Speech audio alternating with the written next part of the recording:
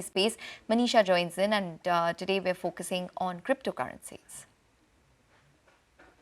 Well, as the markets continue with more and more concerns growing and another escalation continuing between India and Pakistan as well, we are looking at geopolitics, economic data, and then these escalations continue to, in some sense, support buying in case of cryptocurrencies. Overnight has been one of the largest gains that we've seen in months. So we're looking at nearly 3-month highs for many of these cryptocurrencies there. When you look at the global crypto markets, well, they have gained up by 5.5% to a capitalization of around $3.34 trillion there. As of now, 16,900 cryptocurrencies are trading, but it is about the top 10 of them, and they have done exceptionally well over the midnight there. When you look at the Bitcoin prices, we're trading above $100,000 right now. Bitcoin has hit a record highs of around 109,000 in the month of January. We also saw a low of around 74,000 in the month of April. So it has been a very sharp up move that we've seen in the matter of last 3 or 4 weeks. Well, to begin with, US also has announced trade deal with UK that has been supportive.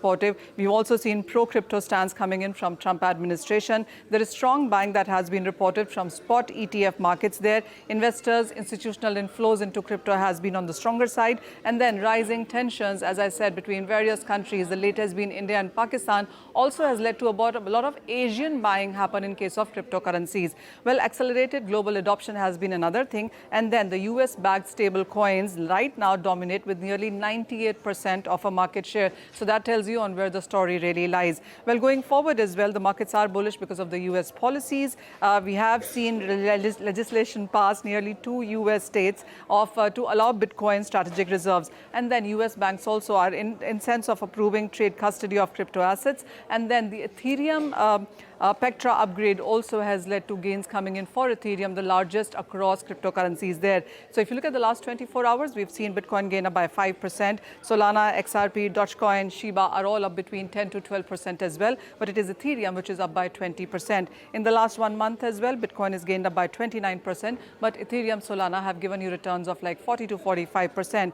When you talk about the outlook, then it is about Stancy talking about $120,000 for Bitcoin in this quarter itself. You have Bank of America, Benzinga and Bernstein also trading anywhere ranges between $130,000 to $200,000 in the year 2025 itself.